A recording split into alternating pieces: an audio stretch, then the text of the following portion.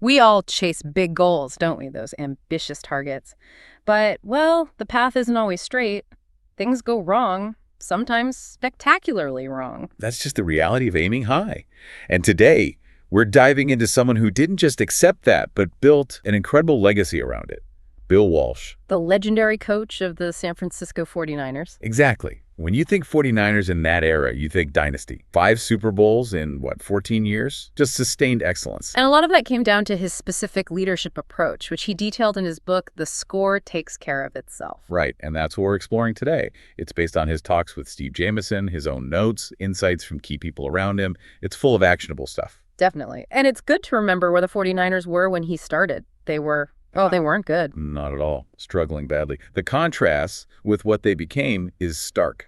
So let's get into it. His core idea, the standard of performance, what was that really about? It was absolutely central for Walsh. It wasn't just about winning games. It was about how things were done. A specific way, based on values, principles, ideals. More mental than physical, almost. Very much so. He believed the mental side, the preparation, the execution, that was key. His first job wasn't like running drills necessarily, but embedding this standard across the board. Right. And it's fascinating how he saw culture built not just on big speeches, but on executing small things consistently. Absolutely. Like building trust with a client isn't just the big pitch. It's answering every email, hitting every deadline. That consistent execution. And he had that famous quote, the title of the book, that really sums it up. He did. The score takes care of itself. Do all the right things to precision, and the score will take care of itself. Simple idea, profound implications. And it resonated beyond football, right? CEOs were apparently calling him for advice. They were, because they saw the universal truth in focusing on the process, the standard, knowing the results would follow if that foundation was solid. And this wasn't just for the star quarterback. I remember reading about meticulous instructions even for the receptionists. Precisely. He saw every single role as contributing. The receptionist wasn't just answering phones, they were supporting the football operation. That level of detail in setting the standard was, pure Walsh. Okay, but if you aim that high, you're going to stumble. You're going to fail sometimes. How did Walsh approach that? His view on failure seems quite insightful. It really is. Especially in the book's prologue, he's very clear. Success isn't some smooth upward curve. If you're chasing big things, he said, often you crash and burn. He didn't shy away from it. Not at all. He saw it as just part of the deal when you're ambitious. And he shares that really tough story, doesn't he? The Miami Dolphins game in his second season. Sounds like a real low point. Oh, it was brutal. They'd had a good start, then lost 7 straight. This Miami game was the 8th loss. Tons of controversial calls. A last-second field goal waved off. Just devastating. How did he react? He said it was incredibly painful. Made him question if he could even coach in the NFL. He actually admitted he sobbed on the flight home. Thought about quitting. Wow. That's quite candid for someone so successful. But what did he learn from it? That seems key. The biggest takeaway was the need to keep going. To, in his words, stand and fight again.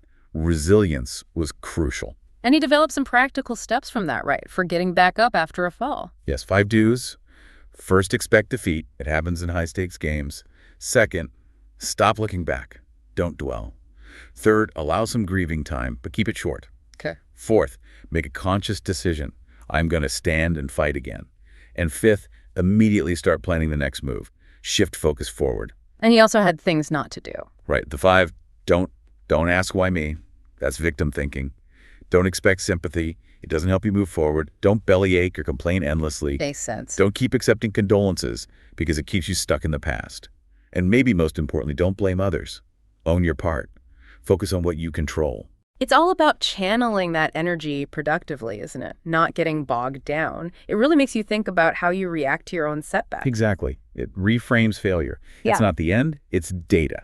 It's a prompt to adjust. Now, another big piece was his focus on teaching. He apparently really valued being called a teacher. He did, maybe more than coach. Yeah.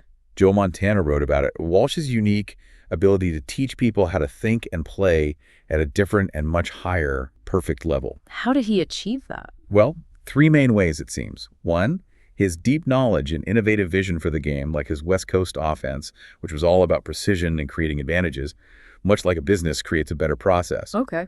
2, he built a great coaching staff who could echo and amplify his teaching. And 3, he taught players to hate mistakes, not fear them, but hate them. Interesting distinction. How did he correct mistakes then? Was he a shouter? Not typically, no. His method was more direct, less emotional. Here's what was wrong. This is how to do it right. Correction, not condemnation. And he set the bar incredibly high. That analogy about perfection. Right. If you aim for perfection and miss, you're still pretty good. But if you aim for mediocre and miss, you get the idea. It was about always striving for the absolute best.